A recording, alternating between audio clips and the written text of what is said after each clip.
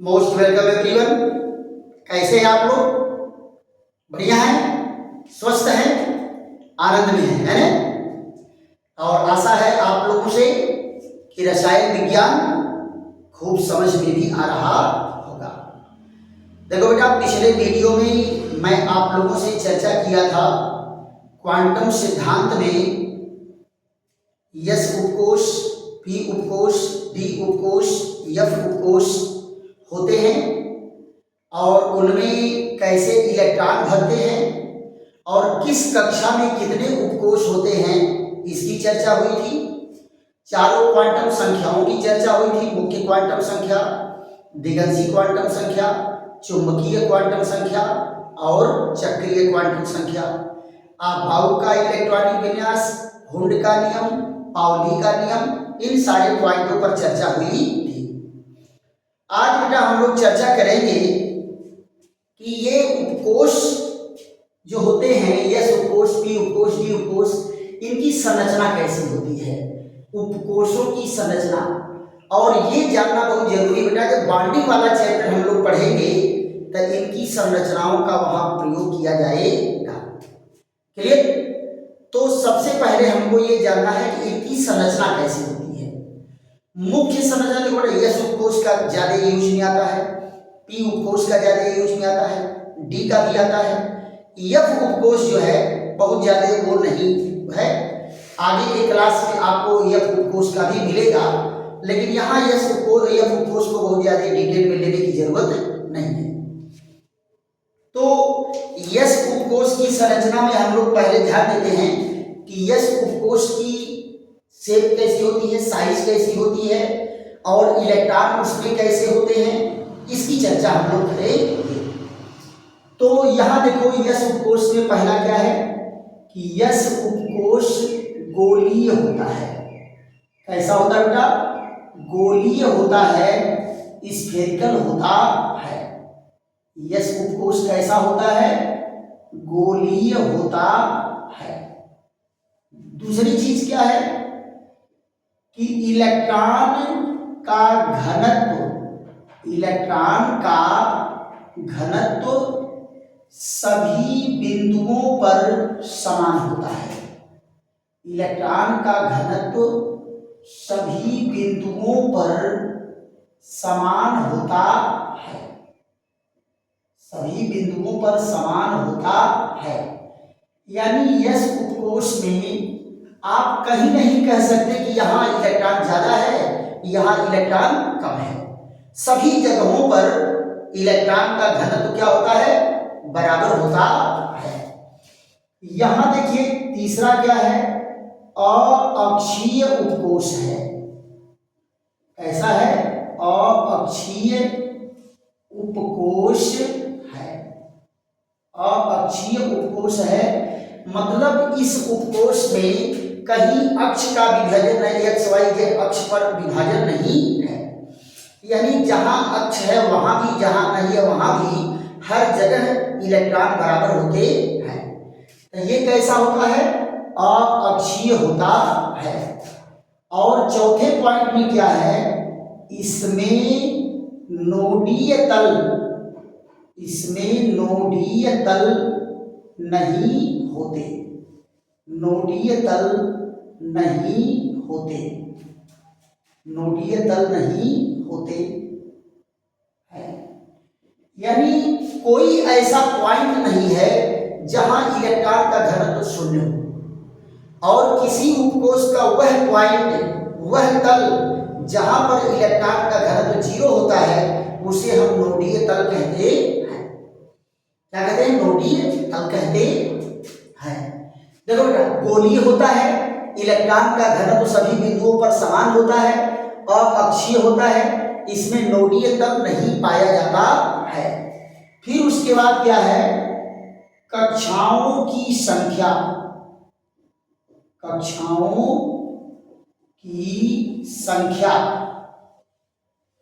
बढ़ने के साथ साथ, कक्षाओं की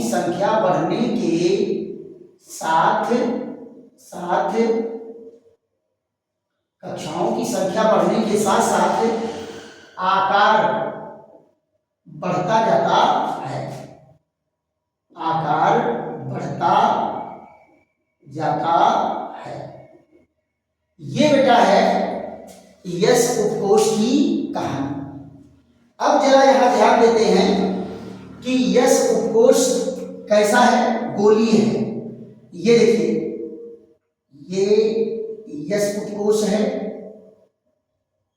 मान लो पहली कक्षा का है तो सभी बिंदुओं पर इलेक्ट्रॉन का बंटवारा क्या होगा, बराबर होगा। अब देखो जहां अक्ष है वहां भी, जहां अक्ष नहीं है वहां भी, हर जगह ये समान रूप से है। ये मान लो 1s है। दूसरा जो है 2s क्या होगा, इससे थोड़ा बड़ा होगा। 2s इससे बड़ा होगा। यहां जरा देखो, ये क्यों, क्योंकि आपको मैं बताया हूं कि हर कक्षा में यस उपकोष होता है। हर कक्षा में यस उपकोष होता है। तो ये तीसरी कक्षा का यस उपकोष जो है और बड़ा हो जाएगा।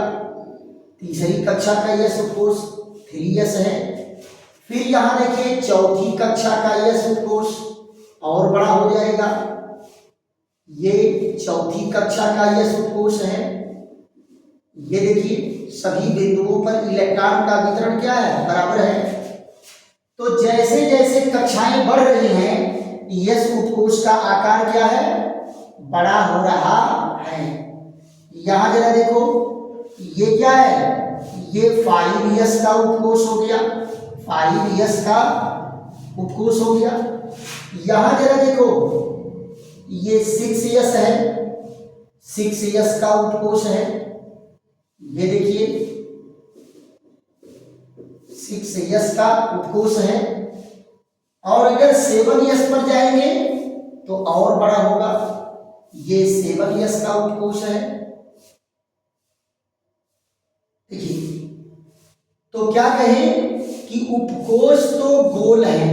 क्या है, गोल है।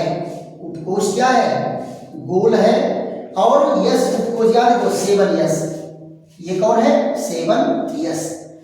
तो आप जरा बताइए, यस उपकोष क्या है, गोलीय है। सभी बिंदुओं पर इलेक्ट्रॉन का वितरण समान है। अअक्षीय है, अक्ष कहीं पूरा है, ये हर जगह जो है समान है कि नहीं, अअक्षीय है। और कक्षाओं की संख्या बढ़ने के साथ साथ यस उपकोष का आकार बढ़ रहा है। इसमें नोडीय तल नहीं पाया जाएगा। हर जगह इलेक्ट्रॉनों का वितरण क्या होगा, समान होगा, राइट। तो इसको फट से नोट करिए या स्क्रीनशॉट ले लीजिए और उसके बाद चलते हैं किस पर, पी उपकोष पर। यहां जरा देखिए, पी उपकोष की कहानी क्या है। पी उपकोष में 3 ऑर्बिटल होते हैं। पी उपकोष में क्या होता है, 3 कक्षक होते हैं। और तीनों कक्षक क्या होते हैं, अक्ष पर होते हैं। एक्स अक्ष, वाई अक्ष, जेड अक्ष पर होते हैं। तो पी उपकोष कैसा है, अक्षीय होता है। तो यहां जरा देखते हैं, अक्षीय होता है। इसमें नोडीय तल भी पाया जाएगा। और ये कैसा होता है, डंबल या डमरू के आकार का होता है। तो यहां जरा देखिए, हम लोगों की चर्चा किस पर चलेगी, पी उपकोष की संरचना पर। पी उपकोष की संरचना, पी उपकोष की संरचना। यहां देखिए, स्ट्रक्चर ऑफ पी सब सेल, स्ट्रक्चर ऑफ पी सब सेल, पी सब सेल की संरचना है ना। पी सब सेल की संरचना में क्या होगा, जरा ध्यान दीजिए। यह देखिए, पहला पी उपकोष में, पी उपकोष में 3 कक्षक होते हैं। 3 कक्षक होते हैं। इन्हें पी एक्स, पी वाई व पी जेड से व्यक्त करते हैं, से व्यक्त करते हैं। यहां जरा देखो दूसरा क्या है, पी उपकोष अक्षीय होता है। पी उपकोष कैसे होता है, अक्षीय होता है,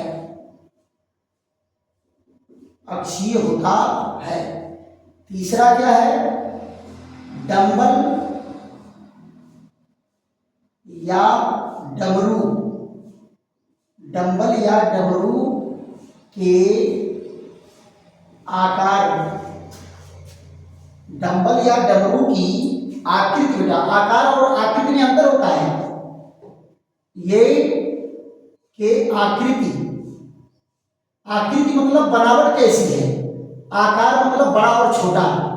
डमरू के आकृति की होती है, आकृति की होती है।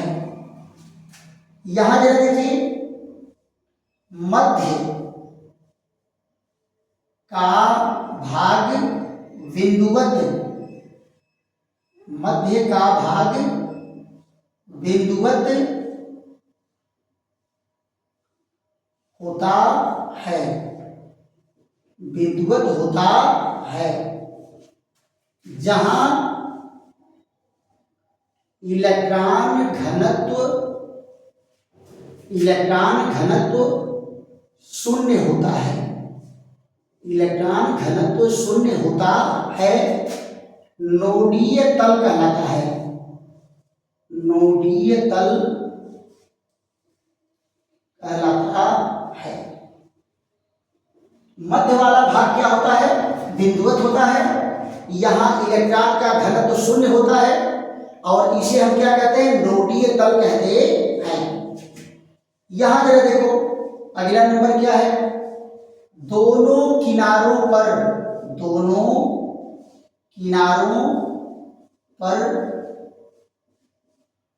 फूला होता है, दोनों किनारों पर फूला होता है,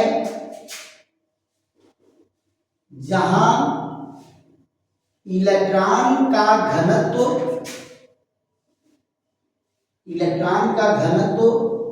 अधिकतम होता है, अधिकतम होता है, इलेक्ट्रॉन का घनत्व अधिकतम होता है। ध्यान दो बेटा, आपको मैं बताया था कि पी उपकोष में कितने ऑर्बिटल होते हैं, 3 ऑर्बिटल कक्षक होते हैं। इनको क्या कहते हैं, पी एक्स, पी वाई और p z, p x, p y, p z. ये क्या है, ये अक्षीय है, कैसा है, अक्षीय है, ये ऑर्बिटल अक्षीय होते हैं। इनकी संरचना जरा देख लो कैसे होता है, डंबल या डमरू के आकार का, ऐसे देखो डंबल या डमरू के आकार का। तो यहां पर जरा देखो इलेक्ट्रॉन का घनत्व क्या होगा, मैक्सिमम होगा। ये क्या है, ये बिंदुवत सकरा है, बिंदुवत सकरा, बिंदुवत सकरा है और इसी को क्या कहेंगे, नोडीय तल कहेंगे, नोडीय तल, नोडीय तल कहेंगे। और यहां पर नोडीय तल पर इलेक्ट्रॉन घनत्व क्या है, इलेक्ट्रॉन घनत्व शून्य है और यहां पर क्या है, इलेक्ट्रॉन घनत्व अधिकतम है, अधिकतम है। ये देखो डंबल या डमरू के शेप में होते हैं। अब देखो बेटा, ये उपकोष जो है सभी तीनों अक्षों पर पाया जाएगा और 3 ऑर्बिटल है। ऐसे देखो, ये एक्स अक्ष है, तो एक्स अक्ष पर देखो एक ऑर्बिटल एक्स अक्ष पर होगा, ये कौन है, पी एक्स है, ये देखिए वाई अक्ष है, ये सारे अक्ष बेटा एक दूसरे से 90 डिग्री पर होते हैं। ये देखिए वाई अक्ष पर है तो ये क्या है, पी वाई है। फिर यहां देखो ये जेड अक्ष है, तो जेड अक्ष पर भी एक ऑर्बिटल है। यहां देखिए ये जेड अक्ष, तो ये पी जेड है। अब जरा बताओ ये तीनों अक्ष पर तीनों ऑर्बिटल तो हैं, लेकिन ऐसे अलग अलग तो कूदेंगे नहीं, ये एक ही बिंदु से जुड़े होते हैं। तो जरा देखो पी उपकोष की संरचना कैसे दिखाएंगे, इस तरह से पी उपकोष की संरचना, ये देखिए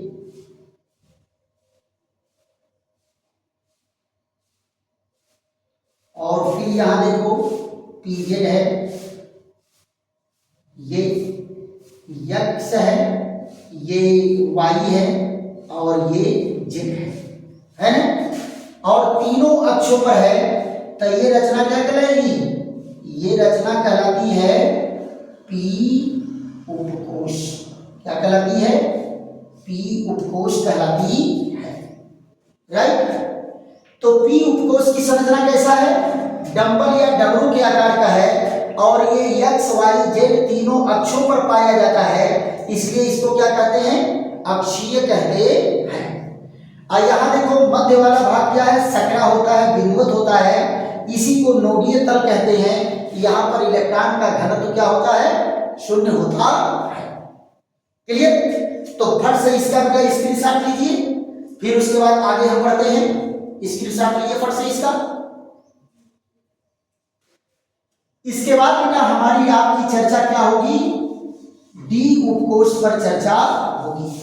पिछले क्लासों में हम लोग पढ़े हैं कि डी उपकोष में 5 ऑर्बिटल होते हैं, 5 कक्षक होते हैं। इन पांचों कक्षकों में से 2-3 कक्षक तो अक्षीय होते हैं और 2 कक्षक जो है अक्षीय होते हैं। तो इनका जो है हम देख लेते हैं इनकी संरचना कैसी होती है, और फिर उसके बाद जो है इसमें नोडीय तल बेटा 2 नोडीय तल होगा। क्या होगा, 2 नोडीय तल। और इसकी संरचना कैसे होती है, द्विडंबलाकार होती है।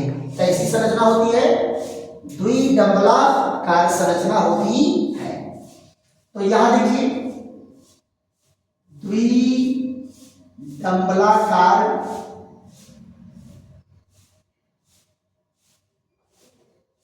संरचना होती है,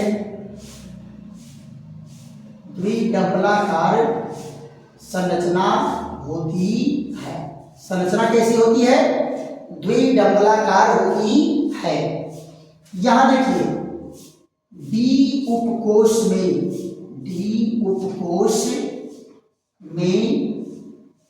5 कक्षक होते हैं, 5 कक्षक होते हैं, 5 कक्षक होते हैं,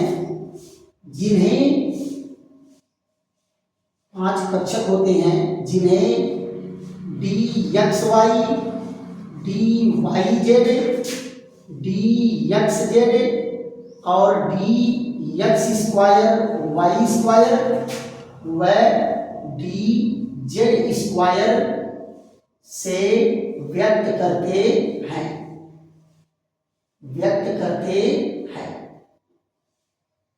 ये देखो तीसरा क्या है, डी उपकोष में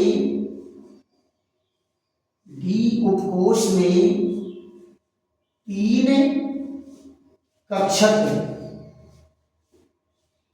कक्षक D x Y, D Y Z, D x Z क्या होते हैं, अक्षीय होते हैं। अक्षीय तथा 2 कक्षक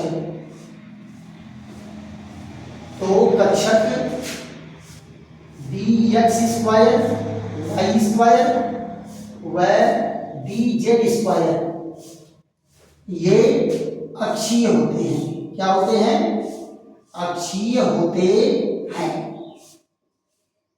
अक्षीय होते हैं। और क्या है, दो नोडीय तल, दो नोडीय तल पाया जाता है। नोडीय तल कितने होते हैं, दो नोडीय तल पाए जाते हैं। ये अब आप जरा देखो इनकी संरचना कैसी होगी, ऐसे 5 ऑर्बिटल है यहां, 1 2 3 4 और 5। ये देखिए d x Y, D Y Z, D x Z, और यहां देखिए d x square, Y square और डी जेड स्क्वायर। तो ये तीनों ऑर्बिटल कौन है, अअक्षीय है, अअक्षीय है। और ये दोनों ऑर्बिटल क्या हैं, ये दोनों अक्षीय हैं, ये अअक्षीय और ये अक्षीय। इसकी संरचना कैसे होती है, द्विडंबलाकार रचना होती है। कैसी रचना होती है, द्विडंबलाकार। तो जरा इनकी संरचना हम लोग देख लेते हैं। ये देखिए ये 2 3 ऑर्बिटल जो अक्ष पर नहीं है, या देखो एक्स और वाई अक्ष है, लेकिन ये ऑर्बिटल अक्ष से अलग हट करके होते हैं। यहां देखो ये ऑर्बिटल क्या है, ये क्या कहलाएगा, डी एक्स वाई। और दूसरे को जरा देखो, यहां 2 अक्ष है वाई और जेड, इसके भी ऑर्बिटल क्या होंगे, अक्ष से अलग हटके होंगे। ये देखिए कौन है, डी वाई जेड। यहां देखिए 3, ये देखिए एक्स और जेड है, तो इसके भी ऑर्बिटल अक्ष पर नहीं होते हैं, अक्ष से अलग हट करके होते हैं। तो डी एक्स और जेड। ये देखो 3 ऑर्बिटल क्या है, अअक्षीय है, और 2 ऑर्बिटल क्या होंगे, वो अक्षीय होते हैं, एक्स और वाई। अब यहां जरा देखिए, ये देखो सीधे अक्ष पर है, ये कौन है, d x square Y square. और यहां जरा देखिए ये डी जेड स्क्वायर की कहानी ऐसे होती है। ये जेड है, तो ये क्या होता है, डी जेड स्क्वायर। एक ऑर्बिटल बेटा ऐसे ऊपर होता है जो ऐसे राउंडेड दिखता है, तो ये क्या है, ये डी उपकोष की संरचना है। और रही बात एफ उपकोष, तो एफ उपकोष की संरचना जो है आगे हम लोगों को क्लास में मिलेगा, और बहुत ज़्यादा उसकी ज़रूरत नहीं पड़ती। मैं तो एमएससी तक देख के चला गया, उसकी ज़रूरत कहीं नज़र नहीं आई, और संरचनाएं भी इसकी बहुत कम मिलती हैं। तो यहाँ पर जरा देखिए तीसरे नंबर का क्या है, ये हम लोग किसके बारे में पढ़े, डी उपकोष के बारे में पढ़े।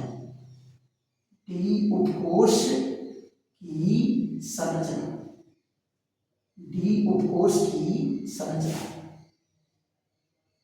ये देखिए, तो हम लोग किस चीज के बारे में पढ़े, एस उपकोष, पी उपकोष और डी उपकोष। ये तो हेडिंग बड़ी महान बन गई थी, ये जो है बहुत महान बन गई, इतना मोटा मार्कर है ना, थोड़ा लाभ पतला कर देते हैं। ये देखने में ही भद्दा लग रहा है। तो पी उपकोष की संरचना, एस उपकोष की संरचना और डी उपकोष की संरचना हम लोग अध्ययन कर लिए। और ये जो है देखिए, इसको रेड मार्कर से दिखा देते हैं। तीसरे नंबर पर क्या है, डी उपकोष की संरचना, डी उपकोष की संरचना। ये यहाँ पर था। तो आज का हम लोग क्या पढ़े, यस उपकोष की संरचना, पी उपकोष की संरचना और डी उपकोष की संरचना। और इतने में बेटा इंटरमीडिएट तक काम चल जाएगा, बीएससी तक भी काम चल जाएगा, नो टेंशन। और अगर वीडियो आप लोगों को बेहतर लग रहा है तो आप लाइक करिए, शेयर करिए, सब्सक्राइब करिए, दोस्तों मित्रों को भी बताइए। ऐसे ही बेहतरीन वीडियो के साथ फिर हमारी आपकी मुलाकात होगी। तब तक के लिए विश्राम। थैंक यू, धन्यवाद।